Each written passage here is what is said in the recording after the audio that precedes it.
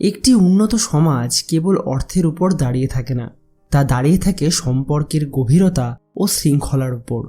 বিশেষ করে যারা কর্মক্ষেত্রে রয়েছেন, তাদের জন্য আচার্য চাণক্য এক অমোঘ বিধান দিয়ে গেছেন। তিনি বলেছেন, সেবকের উচিত সর্বদা স্বামীর বা প্রভুর অনুকূলে কাজ করা।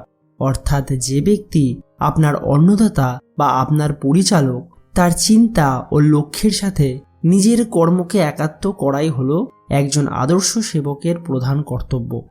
চাণক্যনীতি আমাদের শেখায় যে কর্মক্ষেত্রে দক্ষতা থাকাই যথেষ্ট নয়, সেই দক্ষতার প্রয়োগ হতে হবে সঠিক দিশায়। প্রভু বা উচ্চ পদস্থ আধিকারিক যখন কোনো লক্ষ্য স্থির করেন, তখন সেবকের দায়িত্ব হল সেই লক্ষ্যের পরিপূরক হওয়া। যদি সেবক তার নিজের খেয়াল খুশি মতো কাজ করেন, তবে সেই সমাজে বিশৃঙ্খলার সৃষ্টি হয়।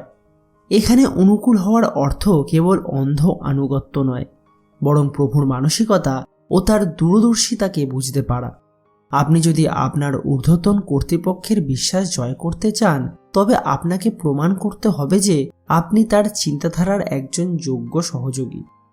যদি আপনি আপনার কর্মক্ষেত্রে উন্নতি করতে চান, তবে প্রথমে শিখুন কিভাবে বড়দের বা পরিচালকদের নির্দেশকে মর্যাদা দিতে হয়।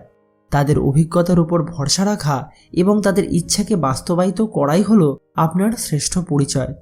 যে সেবক প্রভুর প্রতিকূলে কাজ করেন, তিনি কালক্রমে নিজেই নিজের বিনাশ ডেকে আনেন। আনুগত্য হলো সেই বর্ম যা আপনাকে কর্মক্ষেত্রে দীর্ঘস্থায়ী সুরক্ষা প্রদান করে। তাই নিজের অহংকার ত্যাগ করুন।